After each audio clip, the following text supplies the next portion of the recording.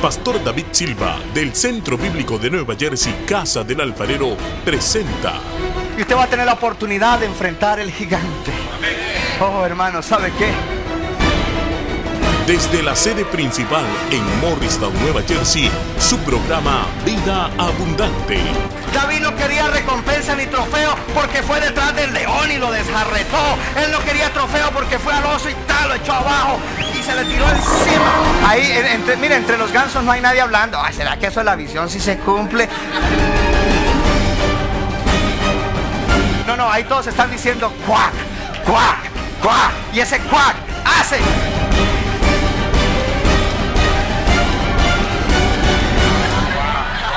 Ellos animan al líder. Vamos. Y ahora con nosotros, nuestro pastor David Silva.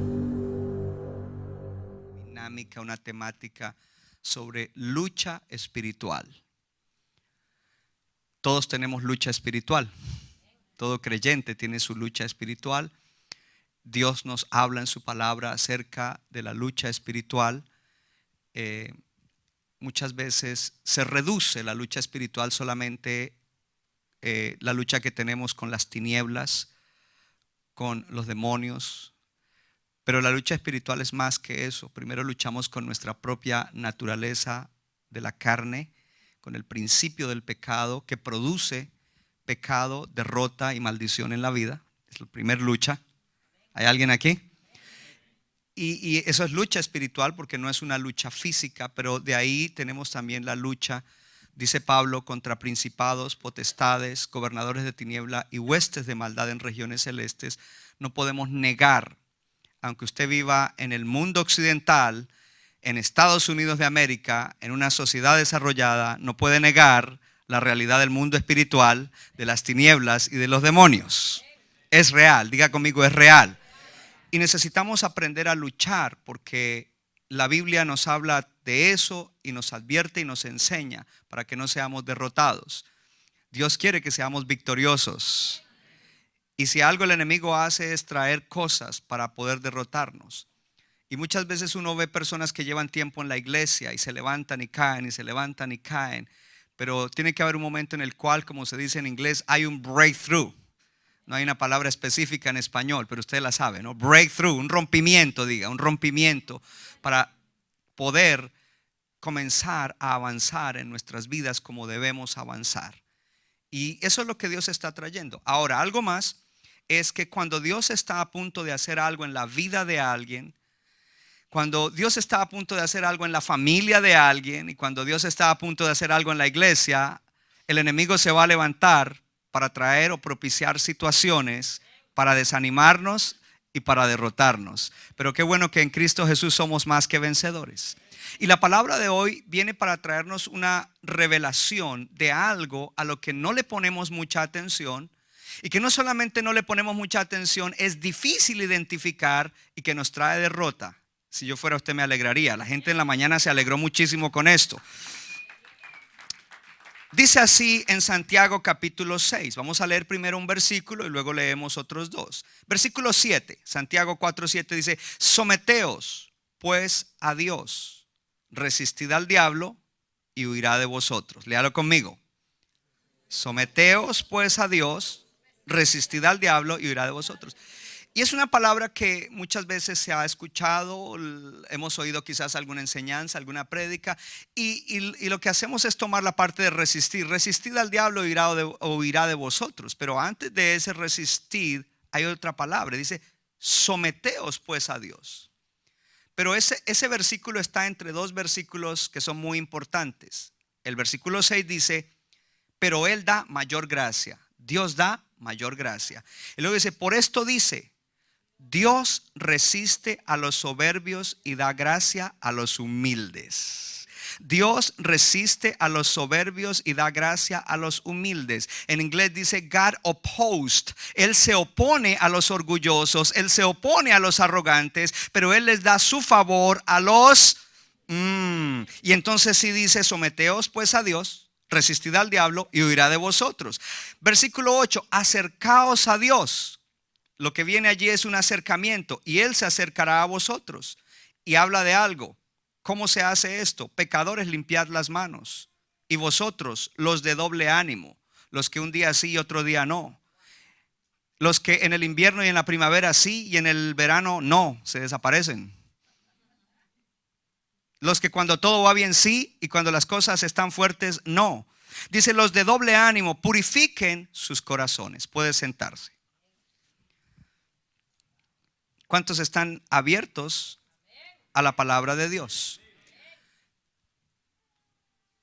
Hace 14 años, mientras mi esposa y yo trabajábamos en Freeport Bible Center, la iglesia central de nuestra red de iglesias en Long Island, New York, como pastor asociado y pastor de jóvenes, y mi esposa trabajaba en las oficinas allá en el ministerio, Dios nos hace un llamado a venir a New Jersey para establecer esta iglesia. No había nada, no estaba esa iglesia, no existía. Y ayer, mientras escuchábamos una palabra para pastores, nos leyeron y nos predicaron acerca de Ezequiel capítulo 37. Es conocido como el valle de los huesos secos. Cuando Dios llama al profeta y lo lleva al valle, y en el valle le dice, ¿qué ves? Y él dice, veo un montón de huesos esparcidos, y esos huesos están secos en gran manera. Y Dios le dice algo allí al profeta, le dice, profetiza sobre estos huesos y diles, huesos secos, oíd la palabra de Dios. Y usted dice, pastor, ¿y eso qué tiene que ver con todo y con que usted vino hace 14 años y con la iglesia tan linda que tenemos ahora? Tiene que ver mucho, porque cuando vinimos no había nada y habían muchas almas que estaban en bancarrota espiritual, emocional, familiar y hasta económica. Hello, ¿hay alguien aquí? Y cuando llegamos, el que estaba en bancarrota en algún área o en más de un área de su vida, le hemos hablado la palabra y le hemos dicho, oye la palabra del Señor. Y todo el que ha abierto el corazón a la prédica que le hemos dado, a la palabra que le hemos dado, su vida ha cambiado, su familia ha cambiado, ya no son los mismos. Principalmente han recibido salvación, tienen seguridad de vida eterna y están disfrutando ahora de ir desarrollando una vida aún más abundante. Sus vidas no son nunca más las mismas desde el momento en que se les habló la palabra de Dios, y por la gracia de Dios ellos la recibieron. Pero Dios lo sigue haciendo porque todavía hay mucha necesidad. Yo dije, de pronto en la mañana sucedió, en la tarde no, alguien se ofende porque dice, oh, yo no era un montón de huesos secos. No, sabemos que tú estabas muy bien, mejor que todos nosotros. Pero en mi caso personal, cuando Cristo me alcanzó, yo era como un montón de huesos secos, donde mi vida estaba muy mal. Pero alguien me profetizó la palabra, alguien me dio la palabra, y por la gracia de Dios pude responder con la fe salvadora para recibir lo que hoy disfruto: salvación, vida eterna y una vida con propósito en el Señor. Ahora ayudando a otros, no solamente a que reciban salvación, sino a que reciban una vida nueva, y desarrollando esa vida ellos mismos sean bendecidos para convertirse en bendición a otros. Dile a tu vecino, el pastor te recuerda que tú eres bendecido para hacer bendición. ¿Habrá alguien bendecido esta tarde en este lugar? Si es bendecido puede alabar a Dios, claro, porque es Dios el que lo ha hecho. Pero algo interesante es que en el versículo 10 de Ezequiel 37 dice, y profeticé como me había mandado, y entró espíritu en ellos, y vivieron y estuvieron sobre sus pies. Y la frase que quiero traer dice, un ejército grande en extremo. ¿Sabe que esos huesos secos, que ni siquiera eran esqueletos, eran huesos y secos en gran manera, Dios los unió? Vino un alineamiento, y es como la palabra de Dios dice que la iglesia es el cuerpo de Cristo, y quizás éramos huesos esparcidos y ahora somos miembros del cuerpo de Cristo, pero debemos ser miembros bien alineados. Cuando usted va al quiropráctico, va porque algún hueso no está bien y está torcido y lo tienen que alinear, si va uno bueno, ¿no? Y entonces su cuerpo se alinea, porque cuando hay algún hueso o algún órgano que no está bien, hay enfermedad en el cuerpo. Dios quiere que cada miembro del cuerpo de Cristo, cada miembro de la iglesia esté bien alineado, gloria a Dios, para que podamos ser un gran ejército que establece el reino de Dios. ¿Qué es el reino de Dios? Es la esfera espiritual donde la gente se salva, donde los matrimonios se restauran, donde las generaciones que vienen detrás de nosotros les estamos inculcando principios para que ellos sean capaces de enfrentar las cosas que hoy hay en el mundo y las que vendrán después, porque estamos dejando un legado para que cuando nos vayamos de aquí, si Cristo no ha venido, la vida de ellos sean diferente y ellos mismos se conviertan en sal de la tierra, en luz del mundo, y quizás ellos lleven el ministerio y lleven la influencia en la sociedad y en el mundo a un nivel más alto que el que nosotros mismos lo estamos llevando. Yo no sé usted, pero es mi visión generacional, es la esperanza que yo tengo, y por eso trabajamos duro, gloria a Dios, y por eso debemos levantarnos como un ejército que hace la obra de Dios en New Jersey y más allá de New Jersey, como usted sabe que lo hacemos. Eso nos debe alegrar, porque estamos haciendo lo mejor que se puede hacer. Mire, la esperanza no está en un político.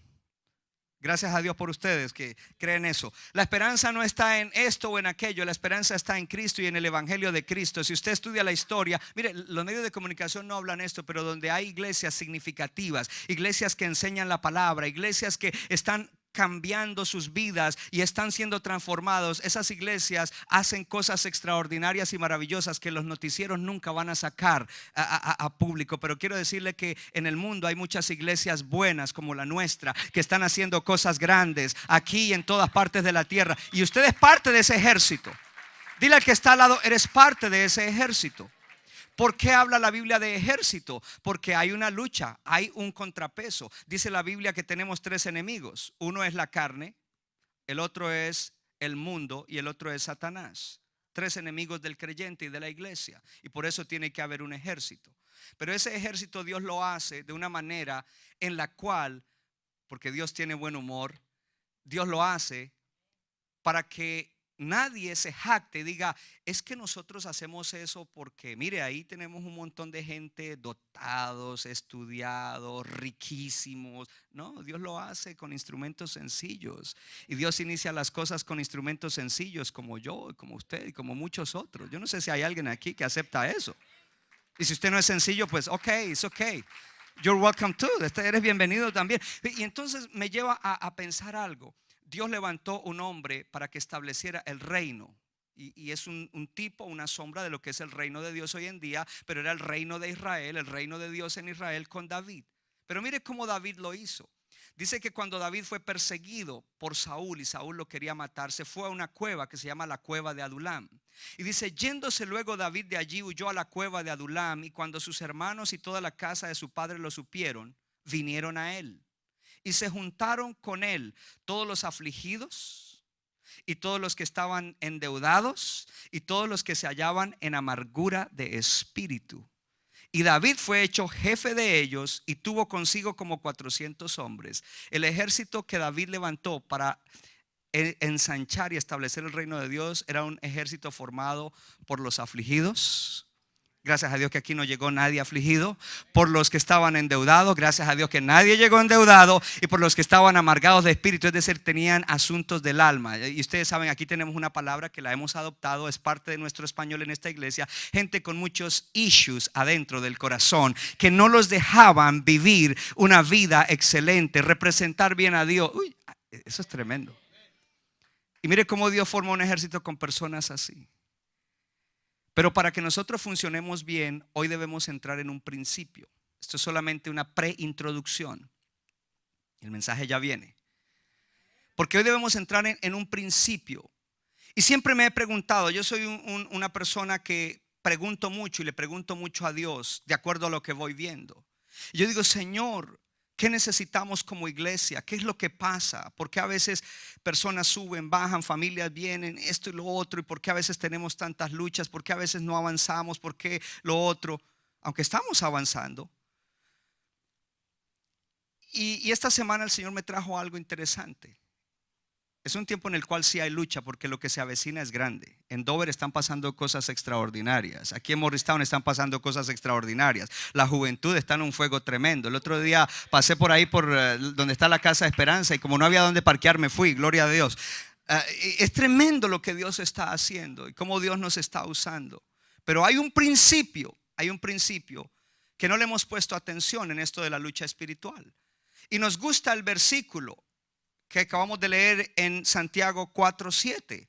Someteos a Dios, resistid al diablo y huirá de vosotros. Y muchas veces somos superficiales y lo que hacemos es tomar solamente la última parte del versículo y decir: resistid al diablo y huirá de vosotros. Si tenemos esa declaración, resistid al diablo y huirá de vosotros, y creemos que vamos a tener victoria y vamos a salir adelante en nuestras luchas, simplemente creyendo que resistiéndolo, pero la verdad es que no lo podremos resistir a no ser que entendamos el principio que hoy Dios nos quiere ministrar a través de la palabra.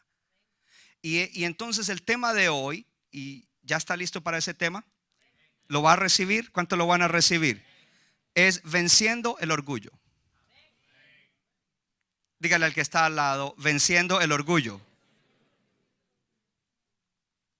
Porque lo que nos habla allí cuando dice: someteos a Dios, resistid al diablo y huirá de vosotros, el sometimiento habla de humildad. Pero antes del sometimiento está diciendo que Dios se opone o resiste al orgulloso, al arrogante, al altivo de corazón. Hello, ¿hay alguien aquí? Y en otro pasaje en el cual Jesús habla, dice: porque cualquiera que se enaltece será humillado, y el que se humilla será enaltecido.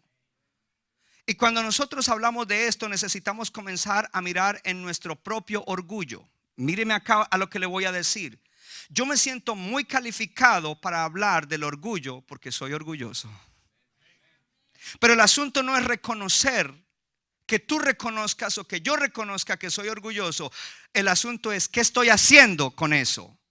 Y de hecho todos tenemos orgullo, y cada uno tiene una medida de orgullo, y cada creyente mantiene una medida de orgullo dependiendo si está luchando contra su orgullo personal, contra su ego, o si no está luchando contra él.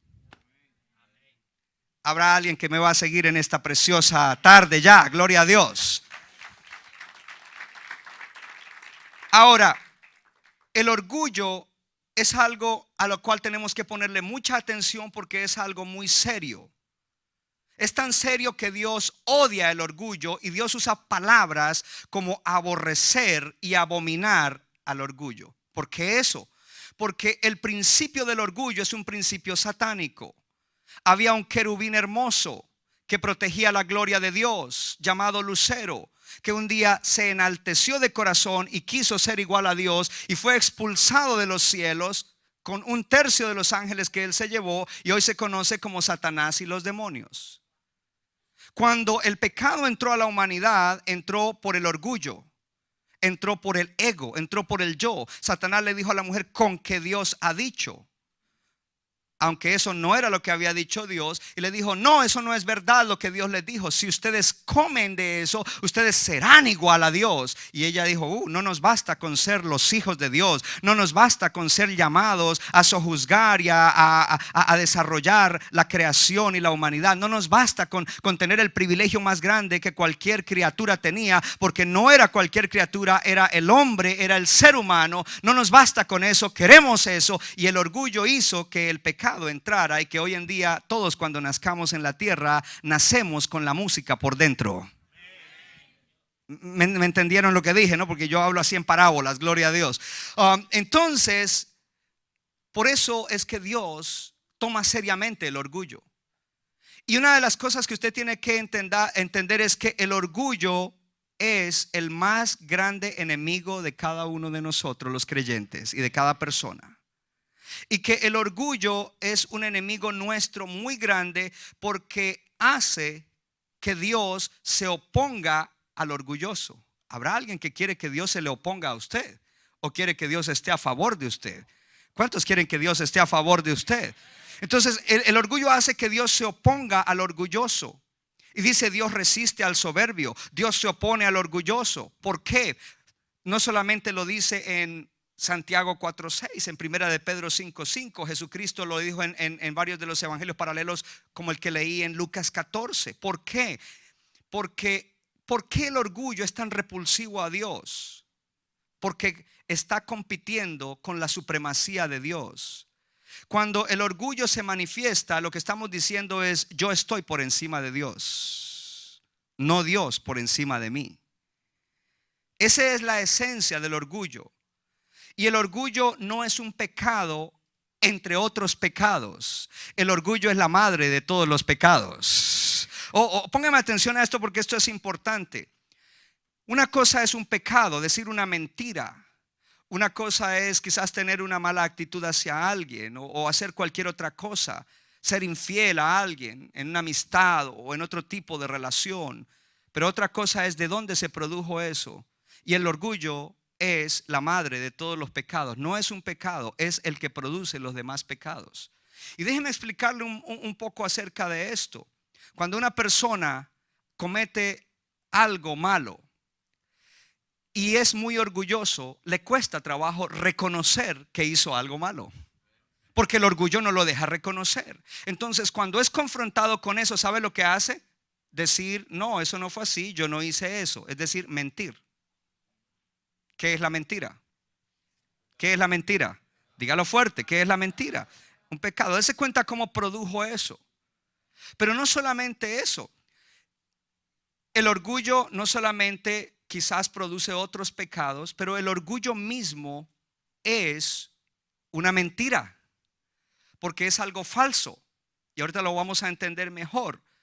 Es tener un concepto falso de mí mismo, no el concepto correcto. Es tener una vista incorrecta de Dios, de quién es Dios y cuál es la posición de Dios. Y entonces el orgullo comienza a producir otros pecados.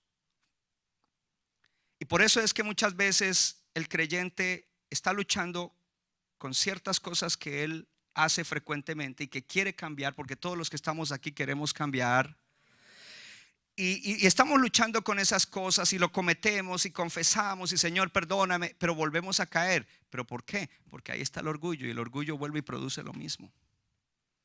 Y acuérdese que cuando un demonio viene para influenciar negativamente, porque solo influencia negativamente, para influenciar la vida de alguna persona, de algún creyente, solamente podrá hacerlo cuando hay un área en su vida que puede, a través de la cual puede influenciar, por medio de la cual puede influenciar. Y en este caso es el orgullo.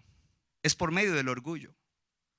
¿Por qué de pronto una pareja, un matrimonio que conocen el evangelio, que saben los principios, que saben que el matrimonio es hasta que la muerte los separe, por qué de repente están pensando en divorciarse? Por el orgullo. ¿Por qué puede haber una infidelidad? Porque el orgullo le dice, mira, no te está yendo bien con esta persona y tú mereces un buen trato, tú mereces que te pongan atención, tú mereces algo mejor. Es lo mismo que hace el mundo para venderlo. El mundo para venderte cosas usa tu orgullo porque tú te lo mereces. Y por eso es que vas a comprar cosas que no necesitas con dinero que no tienes, para demostrarle a la gente que no te cae bien que tú sí puedes. Diga conmigo, el orgullo. ¿Qué estamos haciendo ahora? Desenmascarando el orgullo. Porque el orgullo afecta en los niveles más importantes de la vida. Afecta en tu relación con Dios, es decir, tu vida espiritual. Ya lo vimos. El orgullo afecta en tu relación contigo mismo, porque tú estás teniendo una vista o un concepto mentiroso, equivocado de ti mismo, y tu relación contigo mismo es una relación dañina y tóxica cuando eres orgulloso o cuando hay un grado alto de orgullo y no lo estás enfrentando. Pero también daña tu relación con los demás. Y yo decía esta mañana y lo digo ahora, siempre traigo 3 puntos del mensaje. Pues los 3 puntos se los voy a dar tipo latino, en sancocho. Todos ahí, no 1, 2, 3, sino todos ahí revueltillos, con la yuca, con la cebolla, con la papa, con todas esas cosas. ¿Cuánto van a saborear ese sancocho? Es un sancocho santo que lo va a bendecir. ¿Saben lo que es? Los 3 puntos están ahí. El orgullo afecta tu relación con Dios. El orgullo afecta tu relación contigo mismo. El orgullo afecta tu relación con los demás.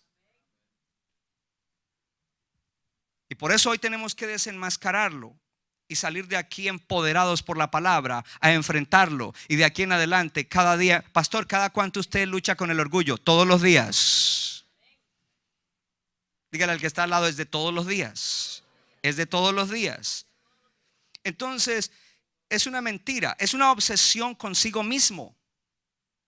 Eso es lo que es el orgullo. Es una preocupación con uno mismo, estar preocupado de sí mismo a toda hora. ¿Ok? O continuamente, o gran parte del tiempo, diciendo yo merezco pensar acerca de mí mismo la mayor parte del tiempo. Ahora, algo grave con el orgullo es que es muy difícil de detectar. Por eso algunos ahorita están diciendo, eso no es para mí, eso quizás es el pastor que lo necesita. Porque es difícil de detectar. Y yo lo he ilustrado en otras ocasiones como el mal aliento. Cuando uno tiene mal aliento, uno no se da cuenta, pero la gente que se acerca a uno sí. Sí, y de pronto estoy hablando con alguien y la persona, ok pastor, sí pastor. ¿Y qué es? Que quizás no me he dado cuenta que tengo mal aliento, pero la otra persona sí se dio cuenta. Así es el orgullo, tú no te das cuenta, aunque los demás sí puedan verlo. Ahora, lo importante no es que otros lo vean, lo importante es que yo lo vea. No es importante que yo vea el orgullo de otros, es importante que yo vea mi propio orgullo, porque yo no puedo hacer nada por el orgullo de otro, pero sí puedo hacer algo para vencer mi propio orgullo y ser victorioso en la vida, gloria a Dios, y poder tener esa victoria espiritual que nos habla la palabra de Dios. Ahora, el orgullo es como un camaleón. ¿Le dicen camaleón en todos los países? Es ese lagarto, esa lagartija que si lo pongo acá se pone del mismo color de la alfombra y lo puedo pisar y no me doy cuenta que está ahí. Ese es el camaleón. Y así es el orgullo. Es un pecado que cambia de forma como el camaleón. Y entonces aquí viene una claridad muy importante. Escúchenme. Se lo voy a decir ahora en inglés, listen to me, porque esto es importantísimo acerca del orgullo, porque a veces tenemos conceptos equivocados de lo que es el orgullo y la humildad. Y cuando vemos a alguna persona que está golpeado, que no tiene mucho dinero, que está hasta ahora comenzando, decimos, ay, tan humilde. Y resulta que se le acerca a uno a ayudarle, dice, yo no necesito ayuda. Qué humilde. Porque la condición económica, social, educativa no tiene nada que ver con humildad. Hello. Hay gente que tiene muchas cosas y que son humildes. Hay gente que tiene muchas cosas y son orgullosos y arrogantes, esclavos del orgullo. Hay gente que no tiene nada y son humildes, y hay gente que no tiene nada y son orgullosos y arrogantes. Entonces, ¿cómo se disfraza? ¿Cómo se manifiesta el orgullo? Para una persona, recuerde que es difícil de detectar, pero para eso vino la palabra de hoy, para que hoy podamos detectar ¿cuál grado de orgullo hay en nuestras vidas? ¿Y sabe qué? Eso va a ser el remedio para muchos de los asuntos que están mal en tu vida.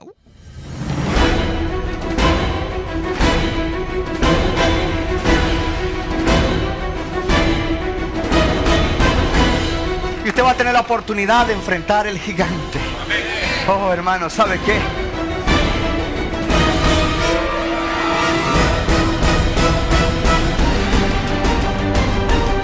David no quería recompensa ni trofeo porque fue detrás del león y lo desjarretó. Él no quería trofeo porque fue al oso y tal, lo echó abajo y se le tiró encima. Ahí, mire, entre los gansos no hay nadie hablando. Ay, ¿será que eso es la visión si se cumple? No, ahí todos están diciendo cuac, cuac, cuac. Y ese cuac hace.